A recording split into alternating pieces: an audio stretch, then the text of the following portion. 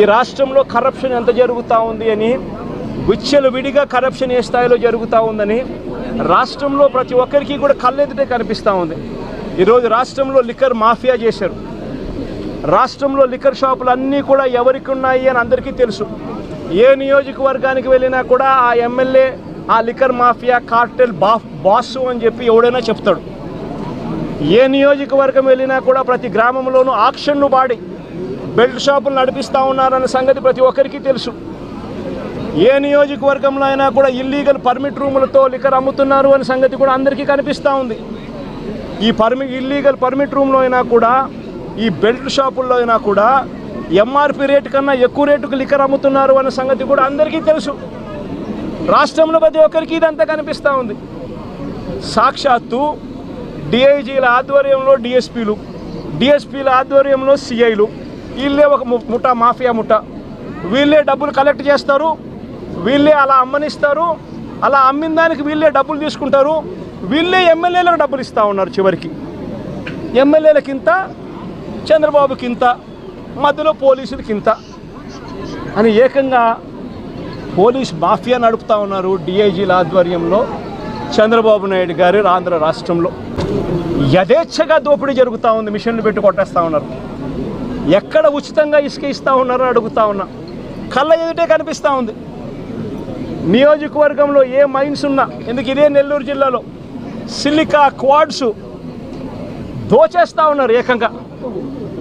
ఎవడు silica mines, ఎవడు quads mines ఎవడుకున్నా కూడా వాళ్ళు ఇక్కడ లోకల్గా ఉన్న విపిఆర్ అనే ఆయన పెద్ద మనిషికి ఆయన ద్వారానే అమ్మాల.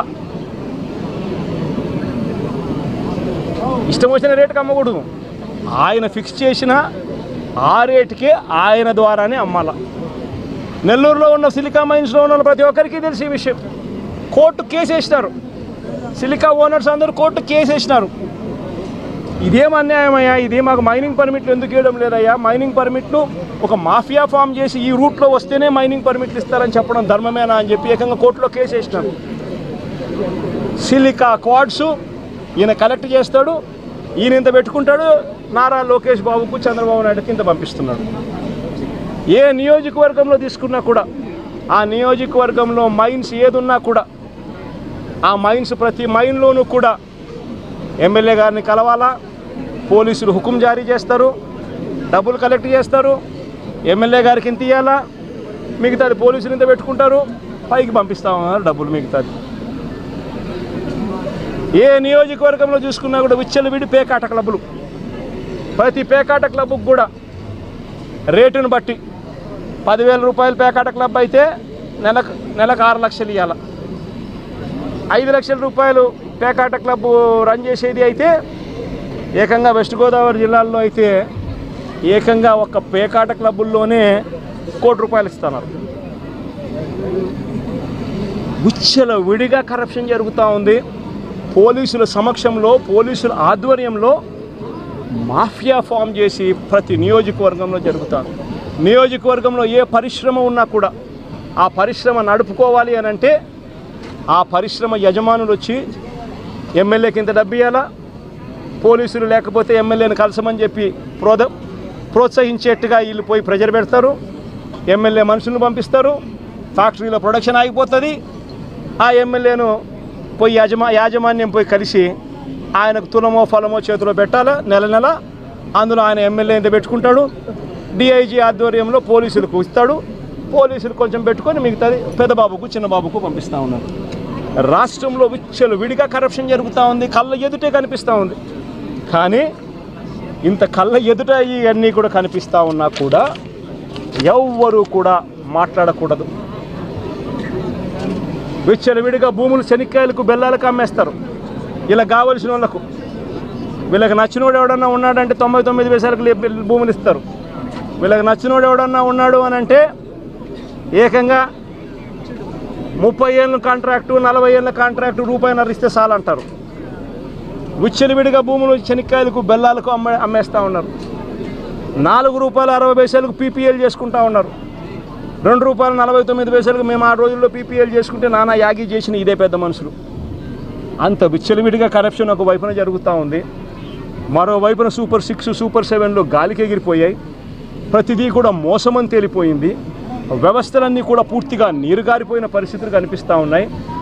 ఏ మనిషి కూడా సంతోషంగా లేని పరిస్థితిలో చంద్రబాబు ప్రభుత్వంలో కనిపిస్తూ ఉంటే ఈ మనుషుల తరపున ఈ ప్రజల తరపున ఏ గొంతు వినపడకూడదు అని చెప్పి ఏకంగా ఈ పెద్ద మనిషి పెన్నెల్లి రామకృష్ణారెడ్డిని జైల్లో పడేసినాడు. ఈయన 4 సార్లు ఎమ్మెల్యే. దళిత మాజీ ఎంపీ నందిగాం సురేష్ను 190 రోజులు జైల్లో పెట్టినాడు. ఈయన దళిత మాజీ ఎంపీ. మాజీ మంత్రి జోగి రమేష్ కొడుకును రాజీవ్ అనేవాడిని ఆయనను జైల్లో పెట్టాడు కేసులు పెట్టి. వల్లభనేని వంశీని ఒక కేసు అయిపోయిన తర్వాత మరో ఒక కేసు చిత్రహింసలు పెడుతూ జైల్లో పెట్టారు ఈ పెద్ద మనిషి. ఎంపీ మిథున్ రెడ్డిని కేవలం పెద్దిరెడ్డి రామచంద్రారెడ్డి చంద్రబాబు నాయుడును ఆయన కాలేజీ టైంలో ఈయన ఇద్దరు కాలేజీలలో స్టూడెంట్గా ఉన్నప్పుడు ఇద్దరు కలిసి చదువుకున్నారని, ఆ కలిసి చదువుకున్నప్పుడు పెద్దిరెడ్డి రామచంద్రారెడ్డి చంద్రబాబు నాయుడు చెప్పుతో కొట్టాడు అని చెప్పి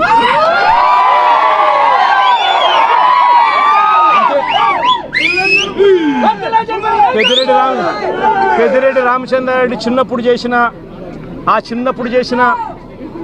చిన్న గొడవ చంద్రబాబు నాయుడు మనసులో ఎంతగా నాటుకొని పోయింది అని అంటే ఏకంగా పెద్దిరెడ్డి రామచంద్రారెడ్డి కొడుకును ఎట్ట తిరిగి జైల్లో పెట్టాలా, పెద్దిరెడ్డి రామచంద్రారెడ్డికి మనక్షోభ కలిగించాలా అని ఎంత సేడిస్టిక్గా ఆయన వ్యవహరిస్తూ ఉన్నాడు అని చెప్పడానికి ఇదొక నిదర్శనం.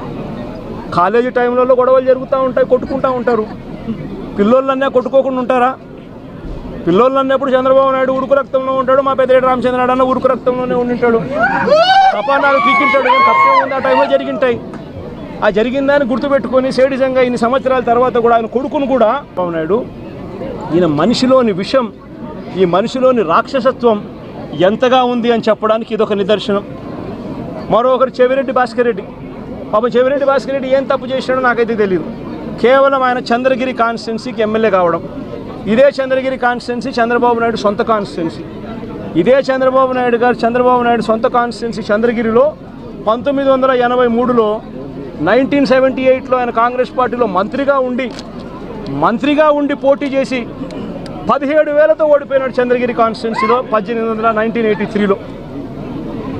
ఆ తర్వాత ఆయన ఓడిపోయి మళ్ళీ వాళ్ళ మామూలు కాళ్ళు పట్టుకొని గడ్డం పట్టుకొని మళ్ళీ 1989లో తెలుగుదేశం పార్టీలో చేరి అక్కడ రాజ్యమేలి కుప్పం అనే నియోజకవర్గాన్ని, బీసీలు అధికంగా ఉన్న కుప్పం అనే నియోజకవర్గంలోకి వెళ్ళి పోటీ చేస్తూ ఉన్నాడు. ఈ చంద్రగిరి నియోజకవర్గం ఆయన చేతుల్లో నుంచి వెళ్ళిపోయింది అని, ఈ చంద్రగిరి అనే నియోజకవర్గం ఆయన సొంత ఊరుంది కాబట్టి అక్కడ ప్రజలు చంద్రబాబు నాయుడు ఓడించినారు అని బాధ తట్టుకోలేక భాస్కర్ను వేధించి జైల్లో పెట్టించే కార్యక్రమాలు చేస్తూ ఉన్నాడు. చివరికి భాస్కర్ ఒకడే కాదంట, భాస్కర్ కొడుకు మొన్న కంటెస్ట్ చేసినాడు. పాపం లండన్ నుంచి వచ్చినాడు పాపం ఆ పిల్లోడు కూడా మొన్న కంటెస్ట్ చేసిన ఆ పిల్లోని కూడా కేసులో పెట్టినారు. ఇదే పెద్ద మనిషి చంద్రబాబు నాయుడు కొడాలి నానిని, పేర్ని నాని భార్యను కూడా చివరికి అని కూడా చూడకుండా ఆమెను కూడా కేసులో పెట్టాలని చిత్రహింసలే. అనిల్ కుమార్ యాదవ్ ఇక్కడ జిల్లాలో మీ అందరికీ పరిచయస్తుడైన బీసీ నాయకుడు, మంత్రిగా ఎదిగిన వ్యక్తి, యువకుడు, ఇలాంటి వ్యక్తిని కూడా దొంగ కేసుల్లో ఇరికించాలని చెప్పి ఏకంగా ప్రయత్నం చేస్తే ఆ కేసులో ఆ విట్నెస్ వెళ్ళి జడ్జి ముందర పోలీసులు నన్ను 3rd డిగ్రీ ఉపయోగించి నన్ను దొంగ స్టేట్మెంట్ తీసుకునే ప్రయత్నం చేశారు అని చెప్పి ఏకంగా మెజిస్ట్రేట్ ముందర చెప్పినాడు అని అంటే ఎంతటి దారుణంగా వీళ్ళు పోలీసులను ఉపయోగిస్తున్నారని చెప్పడానికి ఇదొక నిదర్శన. జోగి రమేష్ మరో బీసీ నాయకుడు, సజ్జల రామకృష్ణారెడ్డి మా పార్టీలో మరో సీనియర్ నాయకుడు, ఆయన కొడుకును కూడా వదలడంలా, ఆయన కొడుకును కూడా భార్గవరెడ్డి అనే ఆ పిల్లని కూడా వేధించే కార్యక్రమే. వైవి సుబ్బారెడ్డి మరో మా పార్టీకి సంబంధించిన మరో సీనియర్ నాయకుడు, ఆయనను ఒక్కడే కాదు ఆయన కొడుకును కూడా మళ్ళీ తీసుకొచ్చే కార్యక్రమం. దేవినేని అవినాష్ విజయవాడకు సంబంధించి దేవినేని అవినాష్ మా కృష్ణా జిల్లా అధ్యక్షుడు, ఆయనను కూడా చిన్నపిల్లోడని కూడా చూడకుండా ఆయన మీద కూడా కేసులే.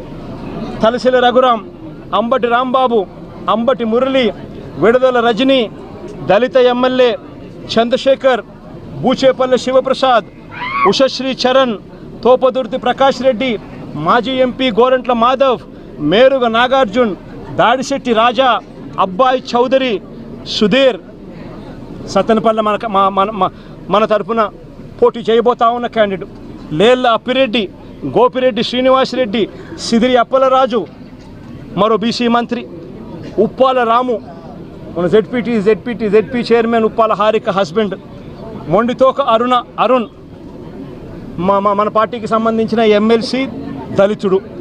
ఈ నాయకులందరి మీద కూడా తప్పుడు కేసులు. మా ప్రతాప్ అన్న కూడా ఇక్కడే ఉన్నాడు. ప్రతాప్ అన్న కూడా మీద కూడా ఇంకో తప్పుడు కేసు.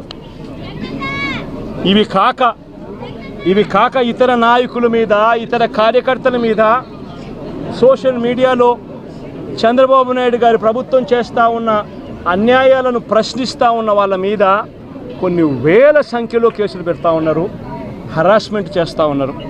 నేను అడుగుతా ఉన్నా చంద్రబాబు నాయుడు గారిని, అయ్యా చంద్రబాబు, నువ్వు చేసే ప్రతి పని కూడా ఒక తప్పుడు సాంప్రదాయానికి నువ్వు విత్తనం విత్తుతున్నావు. ఇదే విత్తనం రేపొద్దున వృక్షం అవుతుంది. తెరిచేసరికి మరో 3 సంవత్సరాలు అయిపోతుంది. 3 సంవత్సరాలు అయిపోతే ఆ తర్వాత వచ్చేది మా ప్రభుత్వం. మా ప్రభుత్వం వచ్చిన తర్వాత ఇదే చంద్రబాబు నాయుడు గారి అడుగులకు మడుగులు ఎత్తిన ఈ పోలీస్ అధికారులకు ఎవరెవరైతే అన్యాయాలు చేశారో, ఎవరెవరైతే తప్పుడు పనులు చేశారో వాళ్ళందరిది కూడా లెక్క జమా తీస్తాం. వాళ్ళందరినీ కూడా చట్టం ముందర నిలబెడతాం.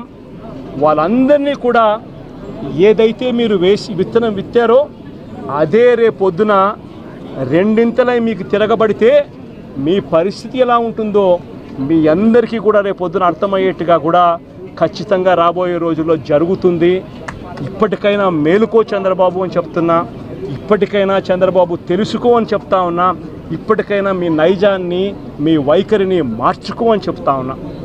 అలా చెయ్యకపోతే మాత్రం రేపొద్దున జరిగే పరిణామాలకు మాత్రం ఖచ్చితంగా బాధ్యత మీరే వహించవలసి వస్తుంది చంద్రబాబు నాయుడు గారిని. ఆయనకు అడుగులకు మడుగులు ఎత్తే ఈ అవినీతి అధికారులను వీళ్ళందరినీ కూడా హెచ్చరిస్తూ ఉన్నా. అధికారులు కొంతమంది అనుకుంటూ ఉండొచ్చు, మేము రిటైర్ అయిపోతామనో, లేకపోతే వీఆర్ఎస్ తీసుకొని పోతామనో, లేకపోతే ఇక్కడ నుంచి కనపడకుండా విదేశాలకు వెళ్ళిపోతామేమో అని చెప్పి అనుకుంటూ ఉండొచ్చు. ప్రతి అధికారికి చెప్తా ఉన్నా, 7 సముద్రాలు అవుతాయి.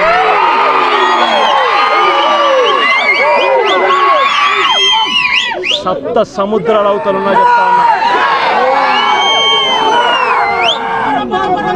రిటైర్ అయి ఉన్నా కూడా చెప్తా ఉన్నా. బీఆర్ఎస్ తీసుకొని ఉన్నా కూడా చెప్తా ఉన్నా. ప్రతి ఒక్కరిని పిలిపిస్తాం. ప్రతి ఒక్కరిని కూడా పిలిపించి మీరు చేసిన ప్రతి పని కూడా చట్టం ముందర నిలబెట్టి మీ అందరికీ కూడా ఖచ్చితంగా శిక్ష పడేలా ఖచ్చితంగా అడుగులు పడతాయని మాత్రం ప్రతి ఒక్కరిని హెచ్చరిస్తా ఉన్నా.